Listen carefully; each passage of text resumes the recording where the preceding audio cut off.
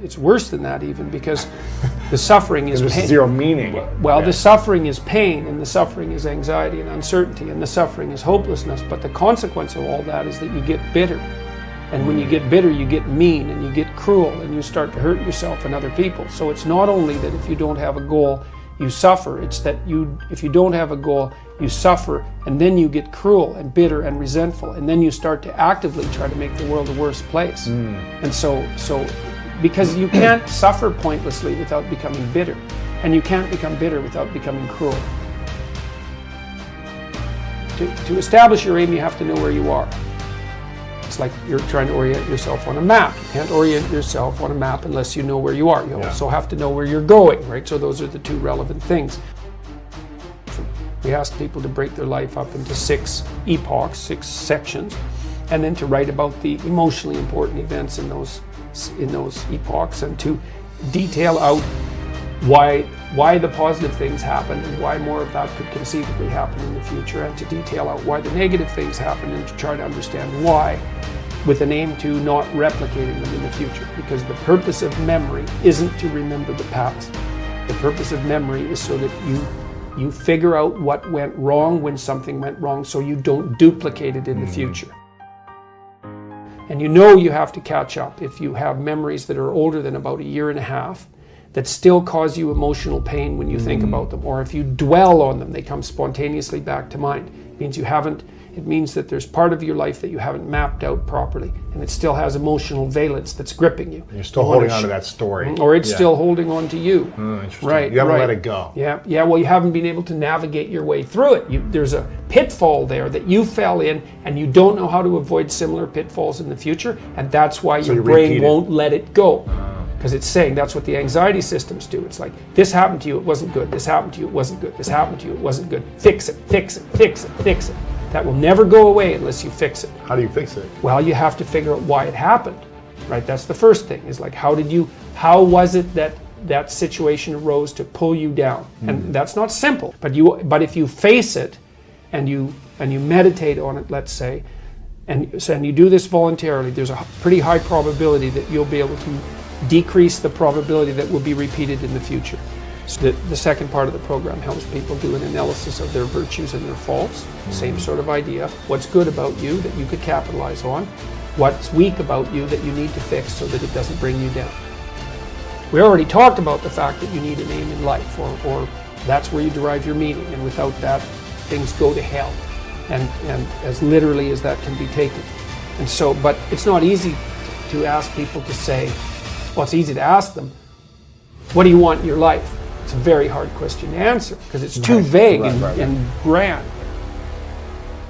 Put yourself in the right frame of mind. So what's the right frame of mind? It's like rule 2 in this book. Treat yourself like you're someone responsible for helping. You're someone that you are responsible for helping. So what that means is you have to start from the presupposition that despite all your flaws and insufficiencies, that it's worth having you around, and that it would be okay if things were better for you. So you need to take care of yourself like you're taking care of someone you care for. So there's a bit of a detachment in that.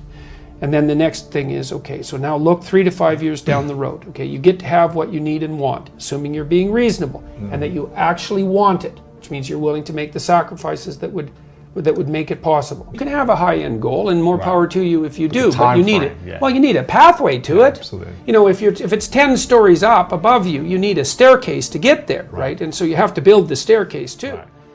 You get to have what you want and need. That's the proposition. But you have to aim at it. You have to define it and aim at it. So then the first thing is, okay, if you could put your family together the way you wanted it to be, what would that look like? And so that might be your siblings and your parents, but that also might be, you know, your wife or your husband and your kids, assuming that you're at that point in your life. If you could have the family you wanted, what would that look like? Right, okay. Career, same thing. You get to have the career or the job that is within your grasp, necessary and suitable for you if you were taking care of yourself. How are you going to educate yourself? Because you're not as smart as you should be. There's a lot more things you need to know. So you got to keep learning and moving forward. So you need to plan for that. How are you going to take care of yourself mentally and physically? Right? So how are you going to avoid the catastrophic temptations, for example, of drugs and alcohol, because that pulls a lot of people down. You need a plan for that. You're going to be a social drinker. How much are you going to drink? How much is too much? What about your drug use? You got to regulate that so it isn't a pitfall. How are you going to use your time meaningful and productively outside of work? Because you need a plan for that.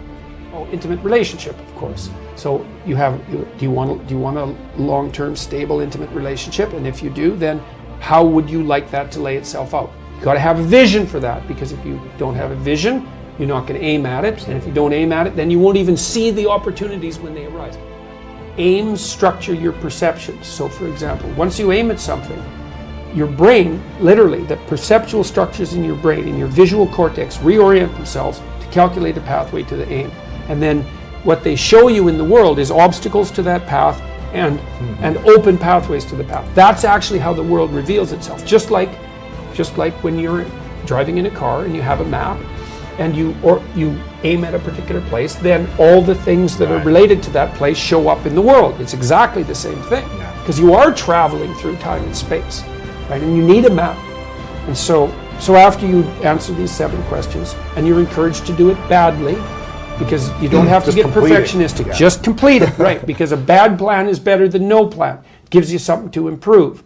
So even if your aim is vague, and even if it's off target, if you start aiming and you see you're off target, then you can shift and you can make it more precise. You can be, that's why you shouldn't get perfectionistic about it. You will absolutely be wrong, but you won't be as wrong as you would have been if you were aimless. So then we say to people, okay, look, now you've thought about this for a while. It's nice to do this over a couple of days too, because then you get to sleep on it, and that helps reorient yourself. Yes. So then, okay, now you write for 20 minutes. Don't worry about grammar, spelling. This isn't a composition exercise, right? You get to have what you want 3 to 5 years down the road.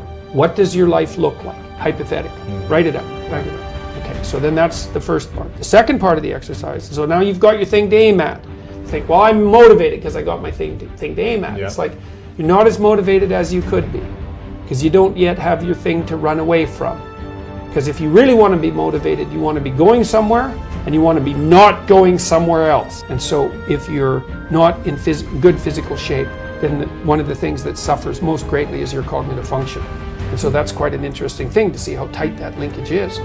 The map that's something is way better than the map that's nothing. Plus, as you explore, because of your map, you could start to fill in the details. Let's say you aim at something and you develop some skills along the way, and then you get like a third of the way there and you think, oh, that's not for me. It's like, well, yeah, fair enough, but now you've still got the skills you developed.